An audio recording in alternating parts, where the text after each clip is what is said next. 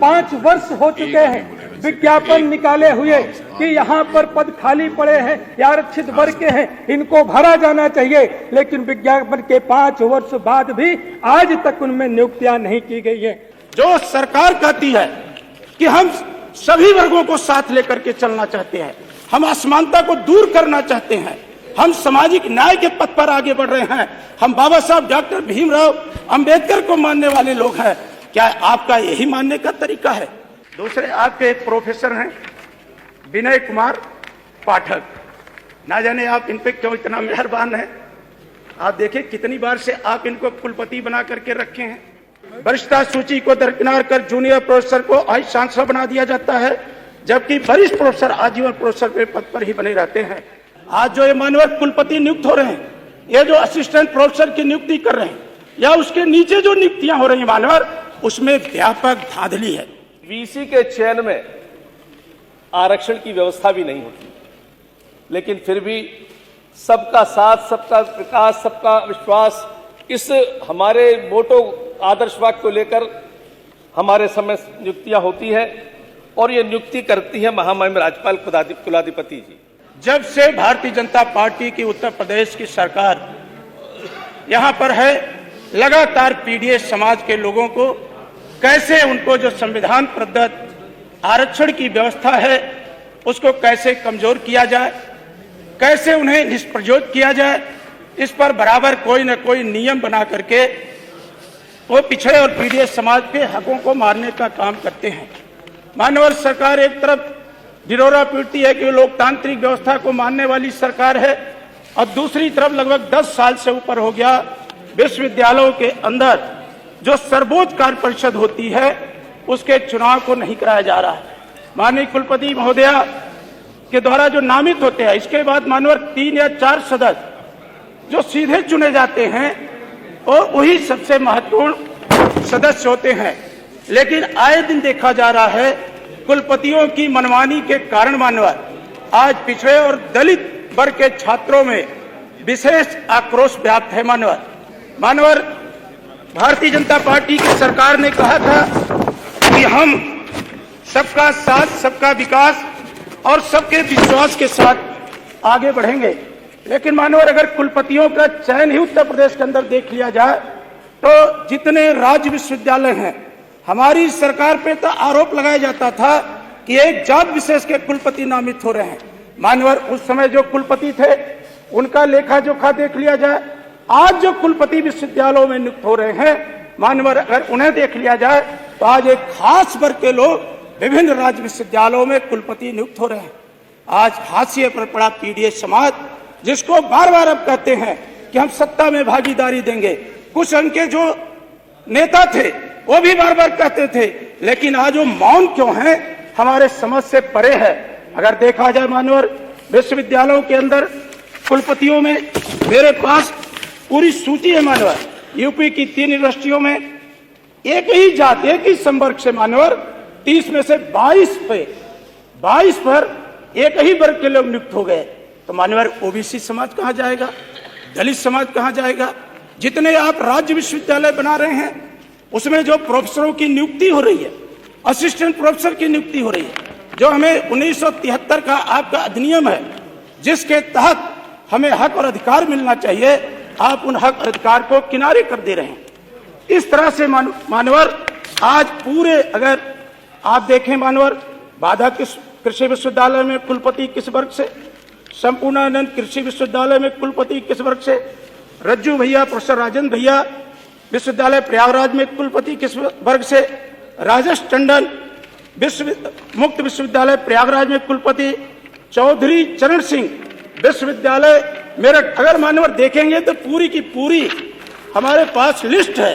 जो सरकार कहती है कि हम सभी वर्गों को साथ लेकर के चलना चाहते हैं, हम असमानता को दूर करना चाहते हैं, हम सामाजिक न्याय के पथ पर आगे बढ़ रहे हैं, हम बाबा साहब डॉक्टर भीमराव अंबेडकर को मानने वाले लोग हैं, क्या आपका यही मानने का तरीका है कि कुलपतियों के चयन में आप इतना बड़ा ओबीसी वर्ग, बड़े संघर्षों के बाद मंडल आयोग की सिफारिश से लागू हुई थी मानवर, आज उस वर्ग की क्या भागीदारी है, एससी वर्ग की क्या भागीदारी है? तो जब आप इसको पलटेंगे तो आपको स्वतः संज्ञान में आ जाएगा। आज जो ये मानवर कुलपति नियुक्त हो रहे हैं, ये जो असिस्टेंट प्रोफेसर की नियुक्ति कर रहे हैं, या उसके नीचे जो नियुक्तियां हो रही हैं मानवर, उसमें व्यापक धांधली है, भ्रष्टाचार है। अब खुद राज विश्वविद्यालय महाराज सुहेलदेव के नाम पर जो आजमगढ़ के अंदर स्थापित विश्वविद्यालय है, आप उसकी समीक्षा कर लें मानवर, तो देखेंगे आरक्षण में सबसे ज्यादा विसंगति वहां के विश्वविद्यालय में है। आप जो इलाहाबाद के अंदर आपका लॉ विश्वविद्यालय, राष्ट्रीय विश्वविद्यालय, उसके अंदर जो कुलपतियों की नियुक्ति है, अगर उसको आप देख लेंगे मानवर, तो कहीं न कहीं ये मिलेगा कि उत्तर प्रदेश की सरकार आज पूरी तौर पर पिछड़े वर्ग और दलित वर्ग को, हमारे नेता बार बार माननीय अखिलेश यादव जी कहते हैं कि पीडीएस समाज को आप कुछ समझते ही नहीं। उनके अंदर जो योग्य उम्मीदवार हैं उनको आप एनएफएस करके ये दिखा देते हैं कि कोई योग्य उम्मीदवार ही नहीं मिला। तो मानवर इस तरह का ये उत्तर प्रदेश के अंदर काम कर रहे हैं। राज्य विश्वविद्यालय अधिनियम 1973 के अंतर्गत नियुक्ति प्रक्रिया संचालित होती है, परंतु इसमें भारी अनियमितता मनमानी देखी जा रही है। विशेष रूप से वाइस चांसलर, असिस्टेंट प्रोफेसर की नियुक्ति में बड़े पैमाने पर भ्रष्टाचार और नियमों की अवहेलना और पक्षपात हो रहा है। योग्य उम्मीदवारों को अवसर नहीं मिल रहा है, वरिष्ठता सूची का अवहेलना है। प्रदेश में वाइस चांसलर की नियुक्ति प्रक्रिया को राज्य विश्वविद्यालय अधिनियम 1973 के तहत संचालित किया जाता है, लेकिन इसमें अनियमितताएं पाई गई। वरिष्ठता सूची को दरकिनार कर जूनियर प्रोफेसर को वाइस चांसलर बना दिया जाता है, जबकि वरिष्ठ प्रोफेसर आजीवन प्रोफेसर के पद पर ही बने रहते हैं। वाइस चांसलर की नियुक्ति महामहिम राज्यपाल के माध्यम से होती है, किंतु इसमें भारी पक्षपात और मनमानी देखी गई है। वाइस चांसलर के पद पर अधिकतम 2 बार नियुक्ति पाने की सीमा निर्धारित है, लेकिन इसे बार बार, माननीय उच्च शिक्षा मंत्री जी, एक तो आपके पास ऐसे कुलपति हैं, प्रावधान है कि 2 बार, आप तो उनको 5 बार से भी ज्यादा चांसलर, वाइस चांसलर बना रहे हैं। आप अगर देखें नियमों का उल्लंघन, कुछ मामले मैं मानवर आपके सामने उल्लेख करना चाहता हूं। प्रथम नियुक्ति प्रोफेसर नरेंद्र बहादुर सिंह जी, प्रथम नियुक्ति राजा महेंद्र प्रताप सिंह विश्वविद्यालय अलीगढ़, द्वितीय नियुक्ति HBTU कानपुर, तृतीय नियुक्ति पुनः राजा महेंद्र प्रताप सिंह विश्वविद्यालय अलीगढ़, तीसरी बार नियुक्ति अधिनियम 1973 के विपरीत है, जिसमें अधिकतम जो मैंने माना था। दूसरे आपके एक प्रोफेसर हैं विनय कुमार पाठक, ना जाने आप इन पे क्यों इतना मेहरबान हैं। आप देखिए कितनी बार से आप इनको कुलपति बना करके रखे हैं। तो हमारा जो सीधा सीधा कहना है कि जो हमें संवैधानिक अधिकार मिला है, जिसके तहत आप बार बार कहते हैं, आप जब केंद्रीय मंत्रिमंडल बनाते हैं तो आप उसमें भी दर्शाते हैं कि इतना ओबीसी वर्ग के हमने कैबिनेट मिनिस्टर बनाया है, इतना SC वर्ग के बनाया है, इतना ST, और जब राज्य मंत्रिमंडल के अंदर भी करते हैं तो आप आखिर कुलपतियों की नियुक्ति में इस तरह का भेदभाव क्यों कर रहे हैं? आखिर पीडीएस समाज की अनदेखी आप क्यों कर रहे हैं? तो हमारा मानना है कि भारतीय जनता पार्टी की कथनी और करनी में बड़ा अंतर दिखाई देता है, खासकर विश्वविद्यालयों को नियुक्तियों में। इसलिए मानवर मैं आपके माध्यम से प्रार्थना करता हूं कि कुलपतियों की नियुक्ति से लेकर विश्वविद्यालयों में असिस्टेंट प्रोफेसर और निचले जितनी भी नियुक्तियां हैं उसकी निष्पक्ष जांच करा लें, जिसके कारण प्रतिभावान लोगों को, जिसको उस पद पे पहुंचना चाहिए मानवर योग्यता के अनुसार, उसकी अनदेखी करके सरकार और कुलपति मिल करके मनमानी तरीके से कुछ खास वर्ग को लाभ पहुंचाने के लिए नियमों को दरकिनार करके नियुक्ति कर रहे हैं। मानवर उसकी जांच करा लें। यह विषय बहुत गंभीर विषय है मानवर, शिक्षा से जुड़ा है, राष्ट्र निर्माण और प्रदेश के निर्माण से जुड़ा है। इस पे मानवर मैं चाहता हूं कि 2 घंटे की अगर आप चर्चा मंजूर कर लें मानवर, तो दूध का दूध, पानी का पानी हो जाए। बस मानवर मेरा आपसे ये निवेदन है। चलिए डॉक्टर साहब, जो बात माननीय संग्राम जी ने ना कही हो वो आप बता दो। मानव बिल्कुल। माननीय अध्यक्ष जी,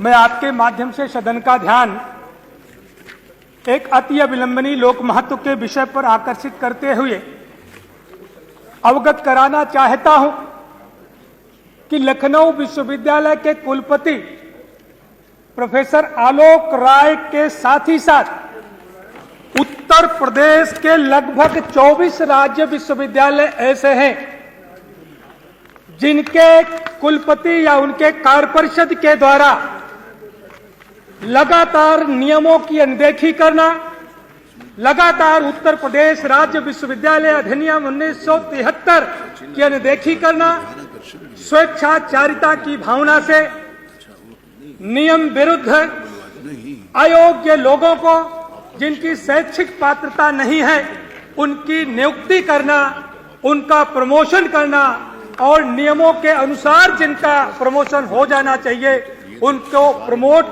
करने के बजाय उनका प्रमोशन रोकने की कार्रवाई लगातार उत्तर प्रदेश में चल रही है, जिससे वहां के शिक्षकों का मनोबल लगातार गिरता जा रहा है, वहां का शैक्षणिक वातावरण गिरता जा रहा है। माननीय, और ये 24 राज्य विश्वविद्यालय के ऐसे पत्र हैं, उनके द्वारा उनके विश्वविद्यालय के भीतर जो नियम विरुद्ध गतिविधियां की गई हैं, जो काले कारनामे की गए हैं, ये पूरा का पूरा उनका दस्तावेज है। मान्यवर, मैं कुछ ऐसी चीजें, चूंकि मैंने कहा कि जो वो चीजें मैं आपके संज्ञान में लाऊंगा जो अभी तक संज्ञान में नहीं लाई गई हैं। मान्यवर, एक तो कार्य परिषद की बात, जो हमारे साथी ने इस बात को उठाया, मैं उसमें एक अपना सुझाव मैं जरूर देना चाहूंगा कि कार्य परिषद के द्वारा जब शिक्षकों का चयन किया जाता है तो पिछड़े और अनुसूचित समाज के अभ्यर्थियों के साथ न्याय इसलिए नहीं किया जाता है कि उस कार्य परिषद में जो पिछड़े और अनुसूचित समाज के जो सदस्य होते हैं वो कुलपति की कृपा दृष्टि पर चयनित किए गए होते हैं, इसलिए कभी उनके हक के लिए, कभी उनके अधिकार के लिए, कभी उनके न्याय के लिए आगे आने का कार्य नहीं करते। इसलिए मेरा सरकार से सुझाव है कि इनके चयन की एक पारदर्शी प्रक्रिया अपनाई जानी चाहिए। सीनियरिटी के आधार पर रोटेशन लगा करके, रोटेशन का क्रम लगा करके जब इनका चयन किया जाएगा तो निश्चित रूप से ये पिछड़े अनुसूचित समाज के अभ्यर्थियों के साथ न्याय करने का काम कर सकेंगे।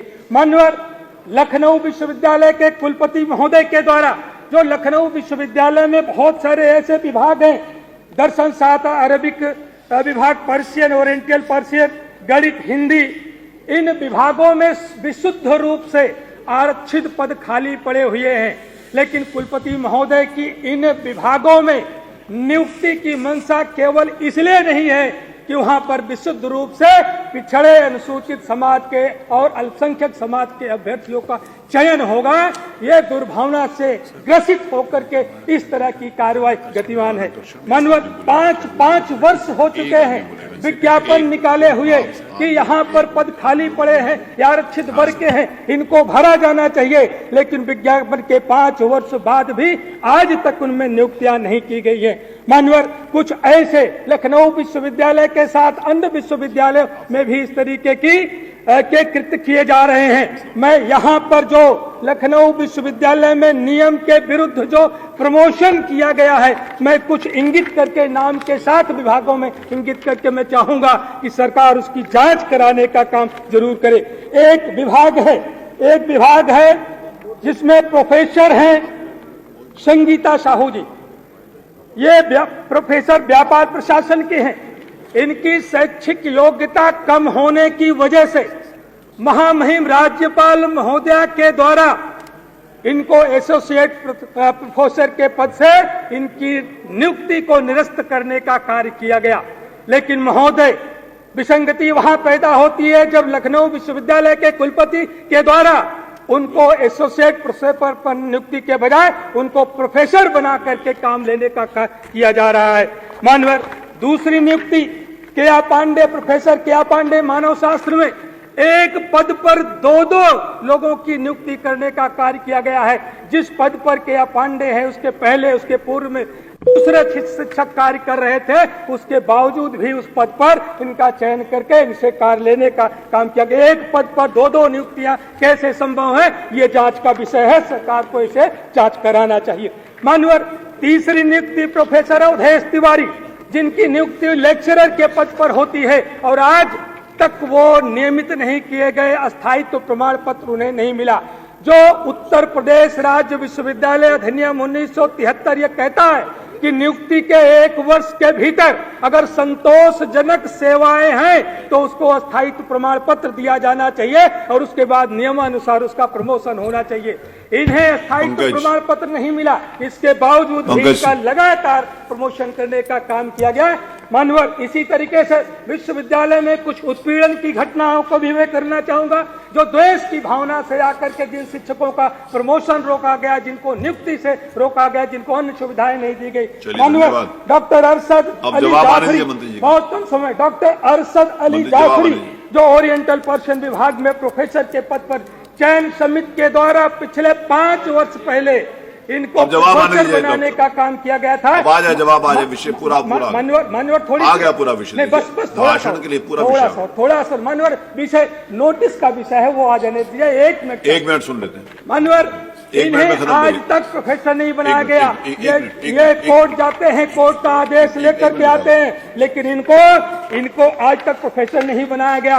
डॉक्टर रविकांत का नाम आता है। अब इंडिविजुअली कौन कौन से डॉक्टरों को बनाया गया, नहीं बनाया गया, इनके ऊपर अराजक तत्वों ने हमला किया, कुलपति की सहमति से इन्हीं के ऊपर FIR दर्ज किया।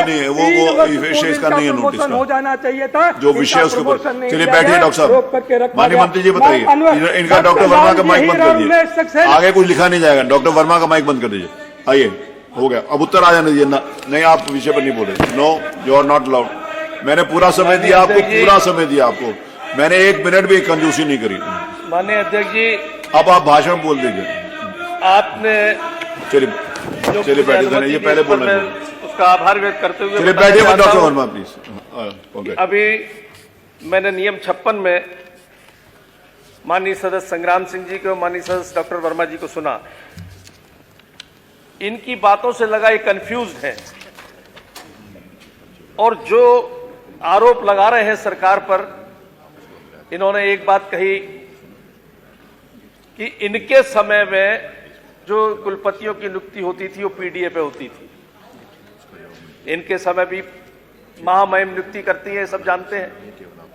महामहिम राज्यपाल नियुक्ति करते हैं और वर्तमान में जो महामहिम राज्यपाल है वो उस समय भी थी और उससे पहले जो राज्यपाल थे वो भी कहीं और से विशेष इनके से संबंध नहीं रखते थे।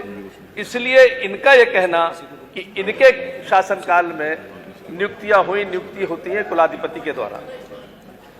नए विश्वविद्यालयों में नियुक्तियां सरकार करती है और पिछले जो 3 विश्वविद्यालय थे, अगर उनके नाम उठा कर देखें तो पीडीए का रिप्रेजेंटेशन उनमें है।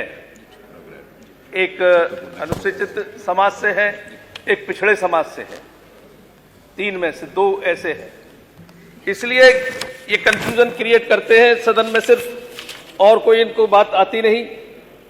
तीसरा कि वीसी के चयन में आरक्षण की व्यवस्था भी नहीं होती, लेकिन फिर भी सबका साथ, सबका विकास, सबका विश्वास, इस हमारे मोटो आदर्श वाक्य को लेकर हमारे समय नियुक्तियां होती है और ये नियुक्ति करती है महामहिम राज्यपाल कुलाधिपति जी।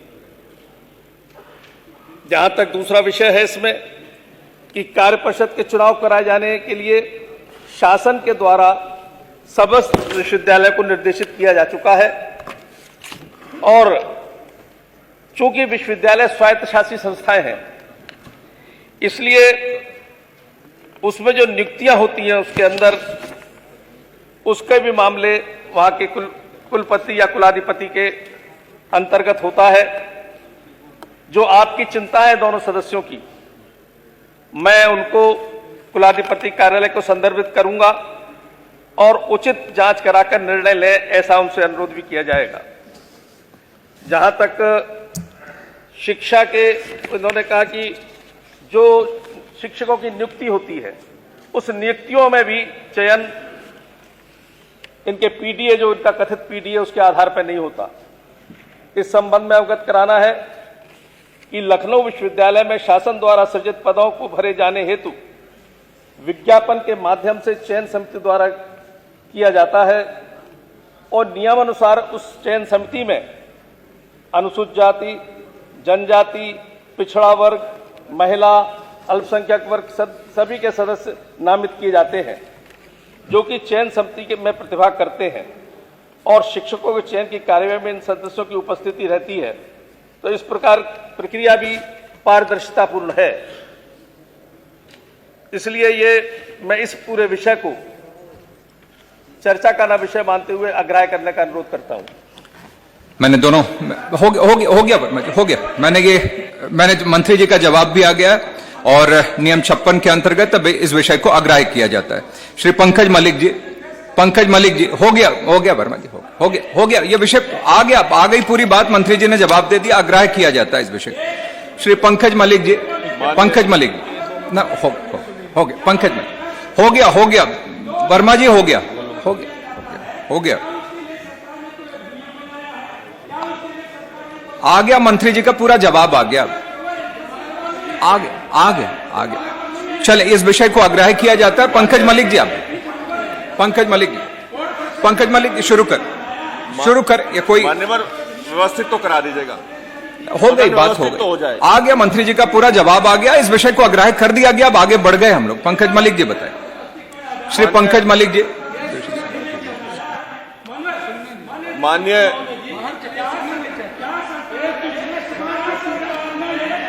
मैं तो रुका रहा हूं।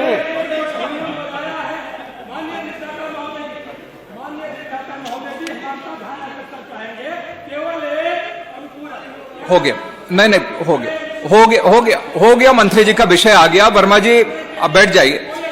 नहीं ये कोई बात अब ये रिकॉर्ड में नहीं आएगी, कोई बात ये रिकॉर्ड में नहीं आएगी। श्री पंकज मलिक जी अब बैठ जाइए। हो गया संग्राम भाई बैठिए। हो गया चलिए श्री पंकज मलिक जी। मान्य अधिष्ठाता महोदय, बहुत ही